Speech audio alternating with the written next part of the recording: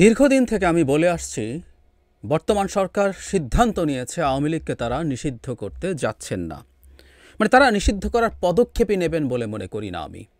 তাদেরকে এক্সিকিউটিভ অর্ডারে যদি নিষিদ্ধ না করার সিদ্ধান্ত তারা নিয়েও থাকেন, বিচারিক প্রক্রিয়ায় তারা সিদ্ধান্ত তারা দেবেন না, ওইটা বিচার বিভাগ দেবে, কিন্তু পদক্ষেপ তো সরকারকে নিতে হবে। কিন্তু অবস্থা দৃষ্টে মনে হচ্ছে সরকার সেই পথেও হাঁটছে না।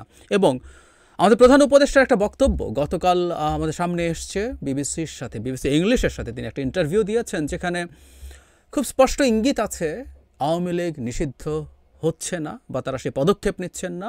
অ্যাট দ্য সেম টাইম আমি একটু নতুন একটা বাস্তবতা দেখছি। তিনি বিবিসি বাংলার সাথে ইন্টারভিউতে কোনো কোনো ক্ষেত্রে আমাদের দেশের টিপিক্যাল পলিটিশিয়ানদের মতো কথা বলেছেন, বিশেষ করে ডিনায়াল, তার এক ধরনের ইনটলারেন্স আমরা দেখেছি মনে হলো, সাফল্যকে এক ধরনের জোর করে দাবি করা, ব্যর্থতাকে অস্বীকার করা। ঠিক একই রকম আরেকটা ব্যাপার এখানে আমার চোখে পড়লো, সেটা হচ্ছে দায়টা একটু সরিয়ে ফেলা, দায়টাকে সরিয়ে অন্য কারো উপরে চাপিয়ে দেয়া। আমি শুধু এই অংশটুকু পড়ি, পুরোপুরি যে ইন্টারভিউটা আছে খুব সিগনিফিক্যান্ট তেমন কিছু ছিল না, যেগুলোতে মোটামুটি থাকে। তিনি কী পরিস্থিতিতে দায়িত্ব নিয়েছেন, কী অবস্থা হয়েছে বহুবার আমরা শুনেছি, বিদ্যমান অবস্থা, অর্থনীতি, আইনশৃঙ্খলার কী অবস্থা, এসব ব্যাপারে তিনি তার যে জবাব সেগুলো আমাদের সামনে হাজির করেছেন। কিন্তু নির্বাচন নিয়ে এবার আমি একটু পড়ি। এখানে একটা টাইমলাইন দিয়েছেন, সংস্কার কতটুকু হবে, কীভাবে হবে তার উপরে ডিপেন্ড করে ডিসেম্বর থেকে, মানে এই বছরের ডিসেম্বর থেকে আগামী বছরের মার্চের মধ্যে নির্বাচন হবে বলে তিনি স্পষ্টভাবেই ঘোষণা করেছেন। নির্বাচন প্রসঙ্গে যে জায়গাটা আমি সেটা একটু পড়ি। মোহাম্মদ ইউনূস চলতি বছরের শেষের দিকে নির্বাচন আয়োজনের আশা করছেন। ভারতে পালিয়ে গিয়ে নির্বাসনে থাকা শেখ হাসিনাও তার দল নির্বাচনে অংশ নেবে কিনা তা স্পষ্ট নয়। মানবতা বিরোধী অপরাধের অভিযোগে তার বিরুদ্ধে পরোয়ানা জারি করা হয়েছে। ডক্টর ইউনূস সাক্ষাৎকারে বলেন, তাদের মানে আওয়ামী লীগকে সিদ্ধান্ত নিতে হবে যে তারা এটা করতে চায় কিনা, আমি তাদের হয়ে এই সিদ্ধান্ত নিতে পারি না। মোহাম্মদ ইউনূস বলেন, নির্বাচনে কে অংশ নেবে তা নির্বাচন কমিশন ঠিক করে। এই জায়গাটা একটু আমরা অ্যানালিসিস করতে চাই এবং কেন আমি মনে করি সরকার আসলে সিদ্ধান্ত নিয়েছে যে তারা আওয়ামী লীগকে নিষিদ্ধ করতে যাচ্ছে না। তাহলে আমরা খেয়াল করি, প্রধান উপদেষ্টা বলার চেষ্টা করছেন আওয়ামী লীগ নির্বাচনে আসবে কি আসবে না সেটা আওয়ামী লীগের সিদ্ধান্ত নেওয়ার ব্যাপার, এই সিদ্ধান্ত তারা নেবেন না। আচ্ছা, এখন আওয়ামী লীগ যদি নিষিদ্ধ হয় সেই সিদ্ধান্ত তো তাহলে নেয়ার ব্যাপার নেই। প্রধান উপদেষ্টার ভাষ্য মতে আওয়ামী লীগের নির্বাচনে পার্টিসিপেট করার সিদ্ধান্ত তারা নেবে, তার মানে আওয়ামী লীগ আসলে নিষিদ্ধ হচ্ছে না। এখানে অফ টপিক হলে একটু বলে রাখি যে আওয়ামী লীগ যদি নিষিদ্ধ নাও হয়, আওয়ামী লীগ নিজ নামে নির্বাচনে আসবে কিনা আমার সন্দেহ আছে।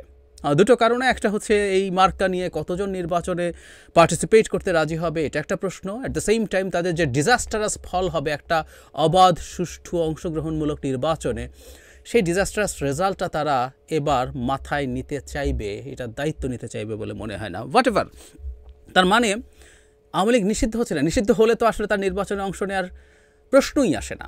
মানে আমাদের প্রধান উপদেষ্টা বলতে পারতেন যে আওয়ামী লীগের নিষিদ্ধতা নিয়ে প্রশ্ন আছে, তাদের রাজনীতি করতে পারবে কিনা সেই প্রশ্ন আছে, সেটা সুরাহা হলে বলা যাবে। কিন্তু তিনি বলছেন না, আওয়ামী লীগ সিদ্ধান্ত নেবে তারা পার্টিসিপেট করবে না, as if everything is fine, তারা জাস্ট এখন সিদ্ধান্ত নেবে পার্টিসিপেট করবে কি করবে না। আরেকটা কথা যেটা বললাম, তিনি দায় আরেক জায়গায় সরিয়ে দেওয়ার চেষ্টা করছেন, তিনি নির্বাচন কমিশনের উপরে দায় সরিয়ে দিচ্ছেন। তিনি বলছেন, আবারও একটু বলি, নির্বাচনে কে অংশ নেবে তা নির্বাচন কমিশন ঠিক করে। কথাটা টেকনিক্যালি ভুল না। নির্বাচন কমিশন নিবন্ধিত রাজনৈতিক দল বা নিবন্ধিত রাজনৈতিক দল না হলেও সেই রাজনৈতিক দলের নির্বাচনে অংশগ্রহণ করতে পারে, শুধুমাত্র নিষিদ্ধ না হলে। তাদের মানে নিবন্ধিত ব্যাপারটা একটু বোঝার চেষ্টা করি। প্রায় 50-এর মতো রাজনৈতিক দল নিবন্ধিত আছে। নিবন্ধিত রাজনৈতিক দল হলে কোনো দল তার নিজ সিম্বলে, মার্কায় নির্বাচনে পার্টিসিপেট করতে পারে, আর যারা নিবন্ধিত নন তারাও নির্বাচনে পার্টিসিপেট করতে পারেন। সেই ক্ষেত্রে তাকে স্বতন্ত্র অথবা কোনো একটা দলের মার্কা নিয়ে পার্টিসিপেট করতে হয়। ব্যাপারটা এই রকম। সুতরাং নির্বাচন কমিশন আসলে আওয়ামী লীগকে নিষিদ্ধ করার মতো কোনো, নির্বাচনে পার্টিসিপেট করবে কি করবে না এই ডিসিশন নেওয়ার মতো কোনো রকম কোনো জায়গায় নেই। আওয়ামী লীগ যদি বিচার বিভাগে বা এক্সিকিউটিভ অর্ডারে নিষিদ্ধ হতো, বা বিচার বিভাগে তাকে বিচারাধীন থাকা অবস্থায় বিচার বিভাগ তার নির্বাচনে পার্টিসিপেট না করার ব্যাপারে কোনো নির্দেশনা দিত, তাহলে সেটা নির্বাচন কমিশন সেটাকে কাজ করতে পারতো, সেটা নিয়ে কাজ করতে পারতো। কিন্তু সেরকম কিছু তো হয়নি। আমি একটু পেছনে ফিরে যাব। আমি বহুদিন একটা কথা বলেছি, আমরা খেয়াল করব যে সরকার যখন আন্তর্জাতিক অপরাধ আইন এই দফায় সংস্কার করলো, তাতে আসলে আমরা অনেক কিছুর ক্ষেত্রেই ইন্টারন্যাশনাল স্ট্যান্ডার্ড মেনটেন করেছি। সেই ইন্টারন্যাশনাল স্ট্যান্ডার্ড মেনটেন করার ক্ষেত্রে সংগঠন বা দলের যে বিচারের অপশন ছিল, আমাদের একটু মন দিয়ে শুনতে হবে, এই অপশনটা কিন্তু এই সরকার আনেনি। এই অপশনটা আওয়ামী লীগ সরকার ৭২-এর আইনে পরে এসে এই দফায় এসে যুক্ত করেছিল, কারণ তারা জামায়াতের মূলত বিচার করতে চেয়েছিল। প্রাথমিক সংশোধনীতে এসে সরকার এই ক্ষেত্রে কি শাস্তি হবে এই সরকার সেটা ঠিক করেছিল, কিন্তু পরবর্তীতে যখন চূড়ান্ত সংশোধনী পাশ হলো তখন দেখা গেল সংগঠনের বিচার হওয়ার ধারাটা আইনে নাই। যদিও সেখানে যদি কোনো বিচারক মনে করেন তাহলে তিনি এই ব্যাপারেও সংগঠনের ব্যাপারে ব্যবস্থা নেওয়ার কথা বলতে পারবেন, সেই তাকে বিচারের আওতায় আনতে পারবেন, কিন্তু এটা আইনের মধ্যে আগে যেভাবে ছিল সেভাবে নেই। তাতে আমরা বুঝতে পারি সরকার আসলে এই জিনিসটা থেকে সরে এসছে। তখন কেউ কেউ যদিও বলছেন এই ধারাটা থাকা মানে জামায়াতে ইসলামের বিচারও চাওয়া যাবে, কারণ এটা তো ভুল না, ফৌজদারি অপরাধ তামাদি হয় না। মুক্তিযুদ্ধের সময় সেটা ৫৩, ৫৪, ৫৫ বা ১০০ বছর পরে হলেও সংগঠন হিসাবে সেই সংগঠনের বিচার চাওয়া যেতে পারে।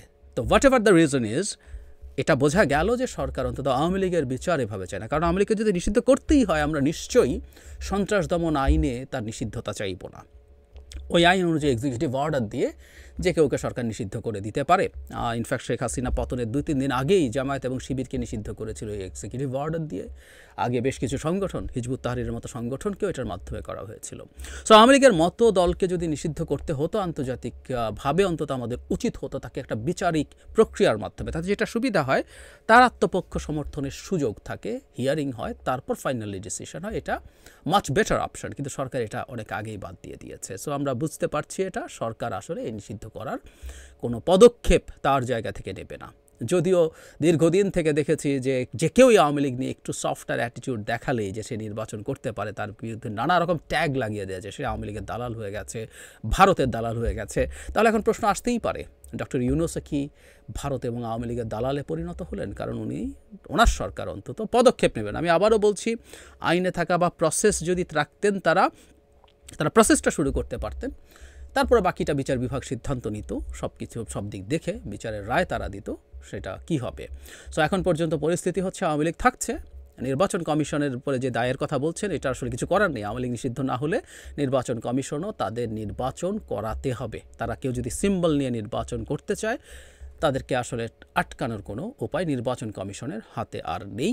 এই হচ্ছে বর্তমান এবং বিদ্যমান প্রেক্ষাপট। এখন আসলে আমাদের এই আওয়ামী লীগের নিষিদ্ধ করা না করা একটা রাজনৈতিক ফুটবলে পরিণত হয়েছে। এটা নিয়ে সবাই খেলতে চাইছেন। একসময় জামায়াত শিবির যেমন ছিল, নিষিদ্ধ হচ্ছে কি হচ্ছে না এটা নিয়ে কেউ সাথে রাখছে, কেউ নিষিদ্ধ করছে না কেন বলে, এবং কেন তুমি তাকে সাথে রেখেছো এই আলাপ হয়েছে, যদিও আওয়ামী লীগের হাতে সব সুযোগ ছিল নিষিদ্ধ করার। ঠিক একই রকম আওয়ামী লীগও নিষিদ্ধ করা হবে কি হবে না এটাও একটা রাজনৈতিক ফুটবলে পরিণত হয়েছে, যেটা নিয়ে সবাই একটু আধটু খেলছে। কিন্তু আমি ব্যক্তিগতভাবে মনে করি নির্বাচন যেহেতু খুব বেশি দূরে না, এই ব্যাপারে আমাদের পলিটিক্যাল স্ফিয়ারে, সোসাইটিতে এই আলাপটা হোক এবং একটা কনসেনসাসের মাধ্যমে, মোটামুটি একটা কনসেনসাস মানে যে সবাই আমরা পুরোপুরি একমত হয়ে যাব, নট নেসেসারিলি রেটরিকলি একজনকে ঘায়েল করার চাইতে বরং একটা সিদ্ধান্তে আমার মনে হয় আসা দরকার, সেটা অনুযায়ী ব্যবস্থা নেওয়া দরকার। ফলে সরকার না চাইলেও যদি সোসাইটিতে একটা কনসেনসাস তৈরি হয়, আওয়ামী লীগকে নিষিদ্ধ করার পরিস্থিতি তৈরি হতেও পারে।